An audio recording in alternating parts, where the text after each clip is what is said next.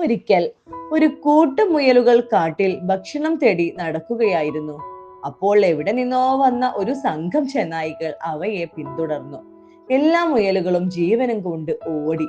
അവസാനം ഒരു കുറ്റിക്കാടിന് പിന്നിൽ അവർക്ക് ഒളിക്കാൻ കഴിഞ്ഞു. ഓടിയതിന്റെ ക്ഷീണവും ജീവൻ അപകടത്തിലാണെന്ന ഭയവും കാരണം ഓരോ മുയലുകളും നിരാശയിലായിരുന്നു.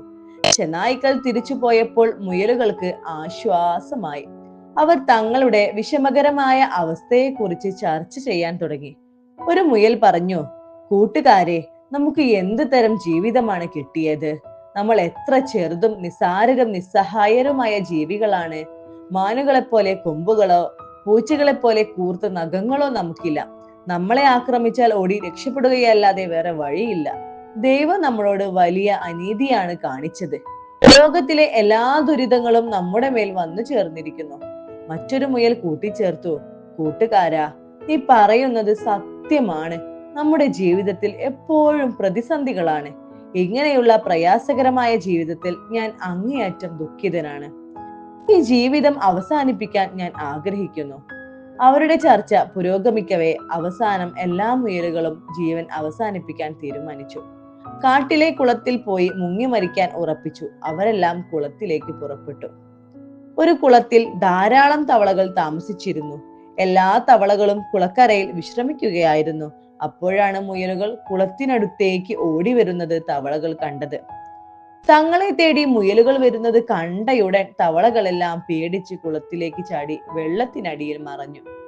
ജീവൻ ഉപേക്ഷിക്കാൻ കുളക്കരയിലെത്തിയ എല്ലാ മുയലുകളും ഇത് കണ്ട് ഒരു മുയൽ പറഞ്ഞു, കൂട്ടുകാരെ, നിങ്ങൾ ഇത് കണ്ടോ? ഈ തവളകൾ നമ്മെ ഭയക്കുന്നു.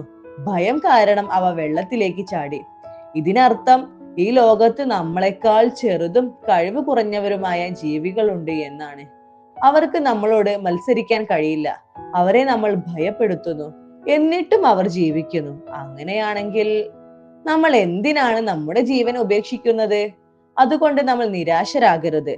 അവർക്ക് അവരുടെ ജീവിതം ജീവിക്കാൻ കഴിയുമെങ്കിൽ നമുക്ക് എന്തുകൊണ്ട് കഴിയില്ല? എല്ലാ മുയലുകൾക്കും അത് മനസ്സിലായി. അവർ ജീവൻ ഉപേക്ഷിക്കാനുള്ള തീരുമാനം ഉപേക്ഷിച്ച് തിരികെ പോയി. ജീവിതം എത്ര വലിയ പ്രതിസന്ധികൾ വന്നാലും നിരാശരാവരുത്. മുയലുകൾക്ക് തവളയേക്കാൾ ദുർബലരായ തവളകളെ കണ്ടപ്പോൾ ജീവിക്കാനുള്ള പ്രചോദനം ലഭിച്ചത് ഇതിന് ഉദാഹരണമാണ്. തന്നെക്കാൾ പ്രയാസം അനുഭവിക്കുന്നവർ ഉണ്ടെന്ന തിരിച്ചറിവ് ആത്മവിശ്വാസം നൽകും. ഒറ്റയ്ക്കല്ലെന്നും പ്രയാസമുള്ള സാഹചര്യങ്ങളിലൂടെ കടന്നു പോകുന്നവരുണ്ടെന്നും മനസ്സിലാക്കുന്നത് മുന്നോട്ടു പോകാൻ സഹായിക്കും.